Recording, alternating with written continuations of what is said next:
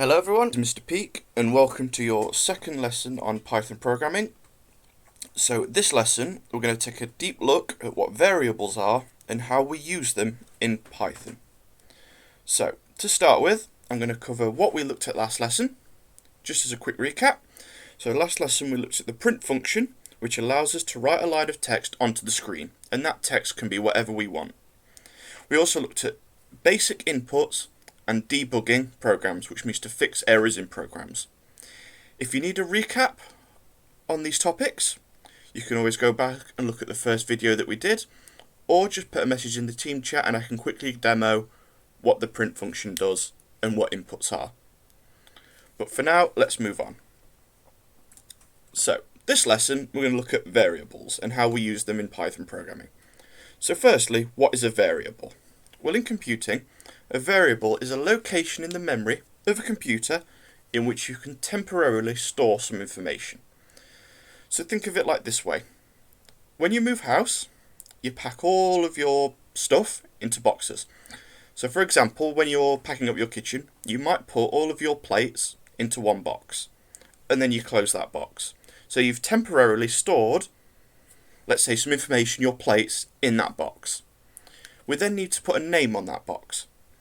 So for example, I might write plates on that box.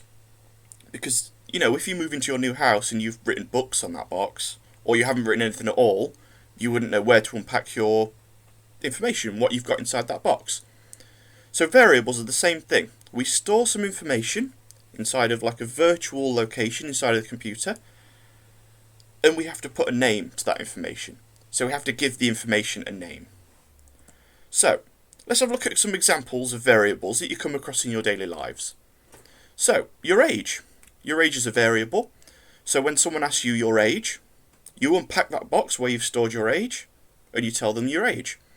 So if someone asked me for my age, I'd unpack my box and I would say 22.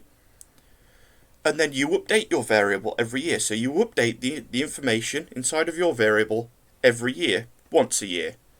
And then again, your height. Your height changes all the time as you grow up, and if someone asks you for your height, you give them the information that's stored inside your box. So for me it would be 6'2". So that is the information I have stored inside my box called height. So these are kind of examples of variables that you use in real life. So let's have a look at variables that we use in computing. So we've got two examples here, one you might recognise and one you might not. So the first example is from a game called Among Us, which you might have heard of, I'm assuming you have. And there are quite a few variables that we can see on screen at the minute. So for example, the first variable that we can make note of is imposters. You can see there that we've got two imposters. Now at the beginning of the games, we can change those variables as users to decide how many imposters we want in the game. So that variable is changed. So if we, for example, put 4 in there, at the start of the game, the computer would randomly assign the status of imposter to any 4 random characters.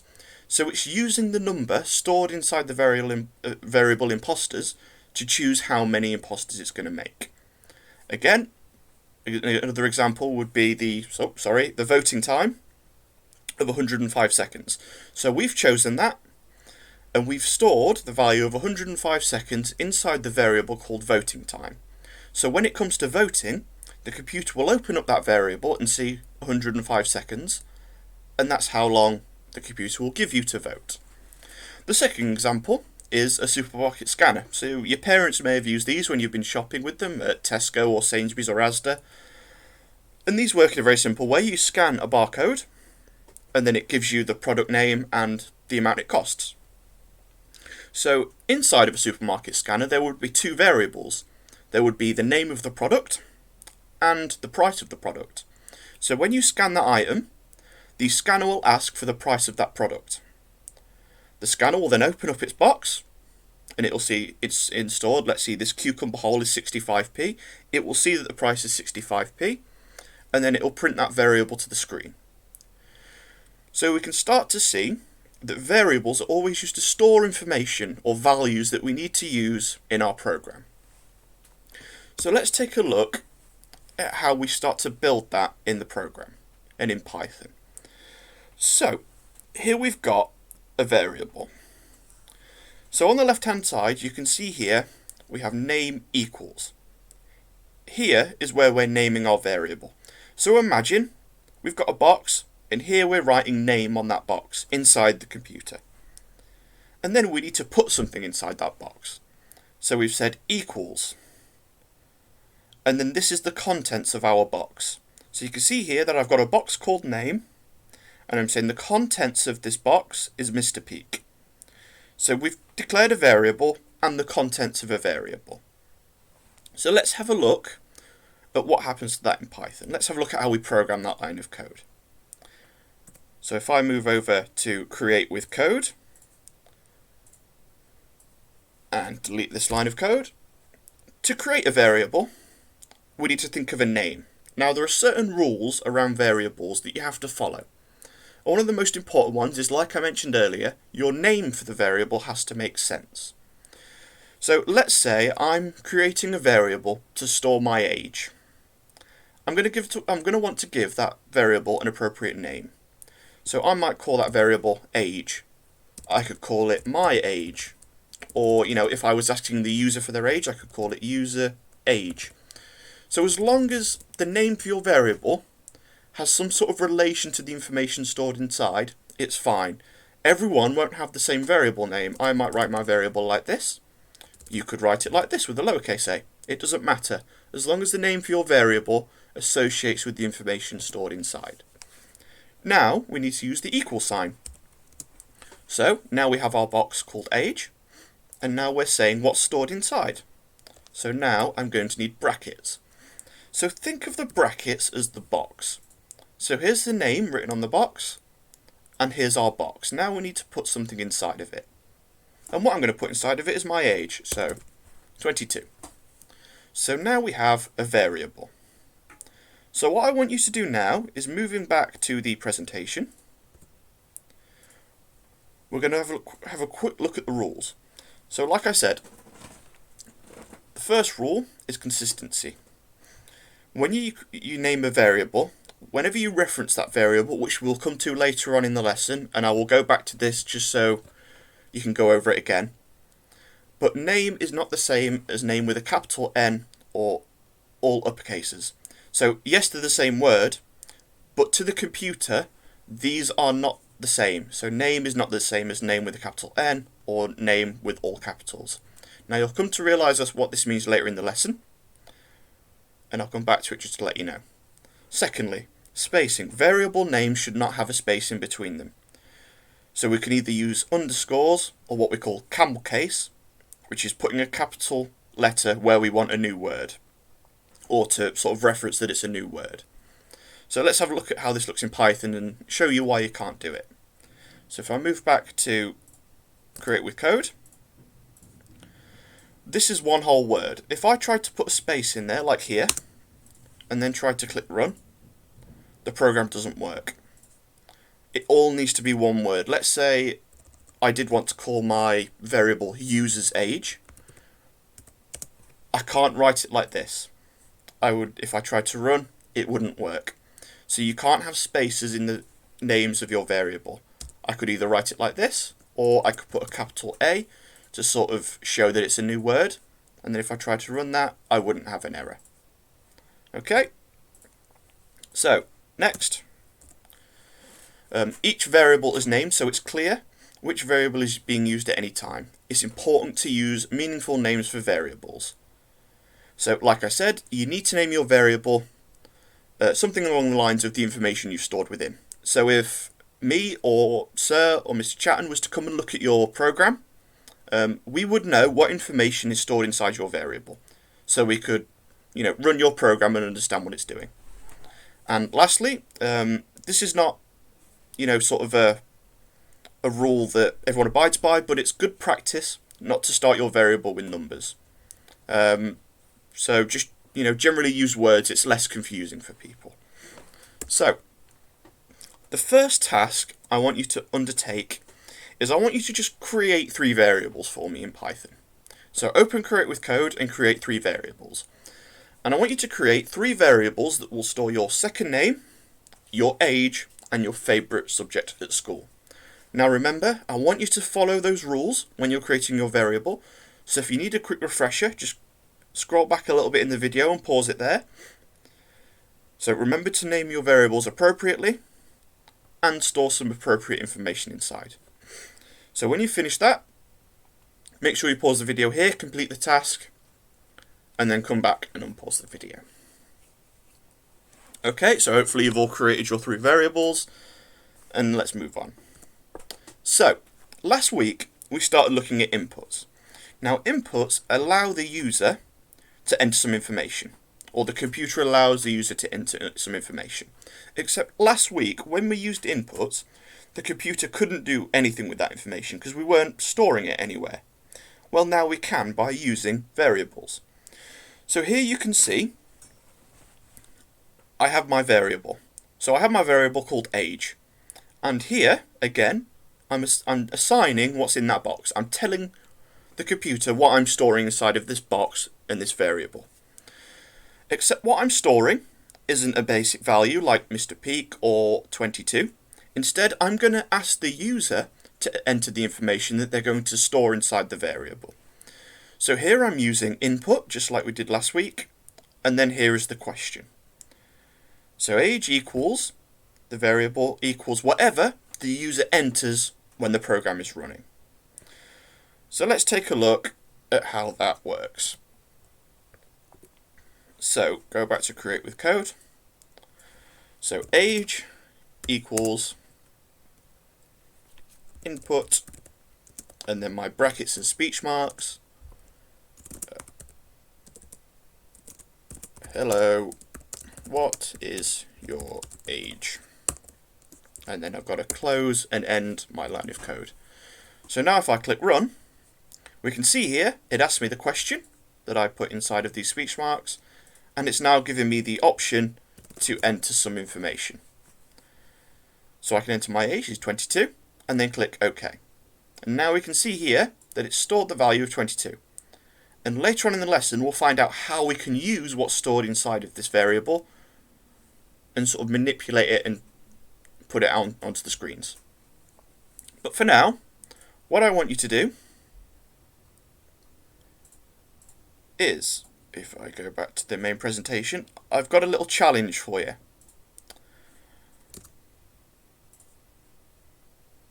Nope, that's not what I want to do. And back to the presentation. There we go. So, I've got a little challenge for you. We're going to share this code via a link in the Teams chat. Now all that will happen is you'll click on the link in the chat and it will open up a browser for you with all of this code here for you. Now what I want you to do is start manipulating and using these inputs. So I've got a couple of challenges for you. So remember here, these are comments like we looked at last lesson. And remember, comments aren't read by the computer. So when we run this program, the computer will ignore all of this because the computer doesn't read it, it just ignores it. So, this is for you. So your first challenge is to change line 3, and each line is numbered as we can see. So change line 3 to add a question mark at the end of the question. So at the moment, this isn't a question. So I thought, I'd start you off really easy and just, edit the question. So the second one is where it gets a little bit more difficult. What I want you to do is change line 5 to ask the user where they live instead. And remember, if you're asking them where they live, is the variable name of age, is that appropriate now? Because we're asking them where they live, would we store that in a variable called age? So have a think about that. Will you need to change the name of the variable, and what will you change it to? Now the third challenge, combine lines 7 and 8, which is these two, into one line. So at the moment, we're printing the question on one line, and then we're asking for the input. So how could you improve that to make the program more efficient? Because at the moment, we're running 2 lines of code for what could be done in 1 line of code. So remember, you can look here on line 3 and 5 for examples of how you can do that in 1 line. And I want you to merge line 7 and 8 into 1 line of code. Now the last challenge is to add a question of your choice on line 9. Doesn't matter if you don't have a line 9, just do it on the next line below. Remember to name the variable appropriately. So I want you to make up your own question. So your question could be, what is your favourite TV show? What's your favourite food, favourite drink? Where did you go to primary school? It could be any question that you want to think of. But remember, you'll have to create a variable to store that input, and you'll have to name that variable appropriately. So what I want you to do is pause the video here and complete that task. If you have any problems with the task or the code isn't working correctly, please just post a message in the chat. If you don't understand something, post a message and we can live demo it in Teams. That's not a problem. But for now, pause the video here and we'll move on. Okay, so hopefully you've all had a good go at that challenge. And we'll be moving on now. So, like I said earlier, we can use these variables. So we can use the information that is stored inside of these variables. So what I want to do now is walk you through how we can use and print these variables to the screen. So let's go over to Create with Code. So here is some variables I prepared earlier. So I've got two variables here. I've got age and name. Now at the moment I'm saying that age equals 12, and then I'm doing something strange here. I'm doing print and then brackets and then bracket, and then I've got the name of my variable stored inside. Now remember, normally we write print like this. So we write print with the speech marks and then we put some text inside. Notice how they're different colours, because what we're doing here is we're telling the computer this is text. So it's not considering this as a line of code that it's got to perform, and it's just going to print the text onto the screen. However here, it's not this reddish brown, it's instead black. So this means that the computer is considering this part of the code. So what it's going to do is the computer's going to realise that this is the name of our variable that we created here. And what it's going to do then is the computer's going to go and open our box, and it's going to find what's stored inside. And we all know what's stored inside, it's 12. So if I click to run the program, just get rid of this line, we can see here that the computer has printed out the value or the contents of our box called age. So we can do this, and we can create any variable and store any information inside, and we can print the contents of that variable onto the screen. So let's have a look at our second example here.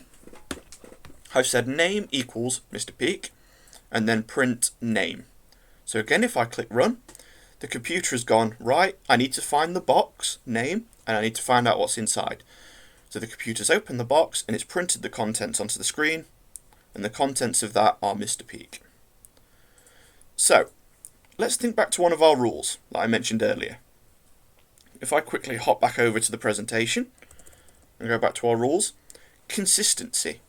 Name is not the same as name with a capital M or name in all uppercase.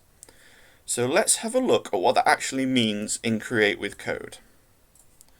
So here I've created my variable called name, and I've got a lowercase n.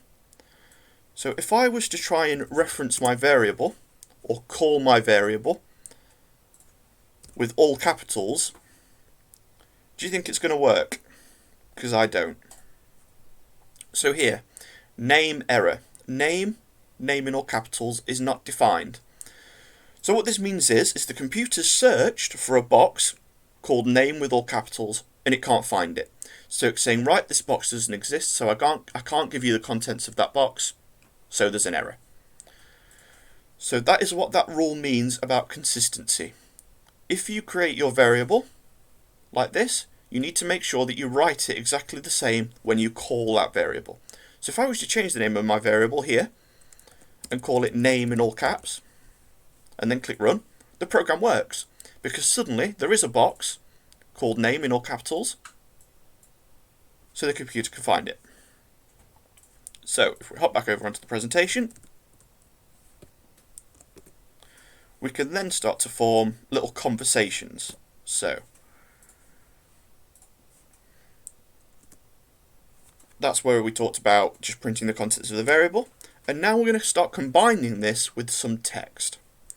So we can combine printing text or a string that the computer knows is just text, so here we can see that it's brownish reddish colour, along with our variable. So we can start to build little conversations between ourselves and the computer. So again, let's go back over to Create with Code, and let's have a look at how we start doing that. So here I've got age equals input, what is your age? So at the moment, the computer's going to ask me for my age, and it's going to store my answer, what I enter into the computer, inside of the variable called age. What we're then doing is ignoring that Steam notification in the bottom right hand corner and carrying on. We're printing my age and a little bit of what we call flavor text to give a little bit of context to the information we're printing onto the screen. So I'm saying your age is, and then age. Notice again the different colours. So this brownish red colour, the computer realises, okay, that's text, I'm going to ignore that, and I'm just going to print the text to the screen. And then we have this black colour here again for the name of our variable because it's a part of the code. Now, the thing you might have also noticed is this comma we have here. When we are creating a line of code, we use what we call parameters. Now, a parameter is something we give the computer to run by. So it's like options.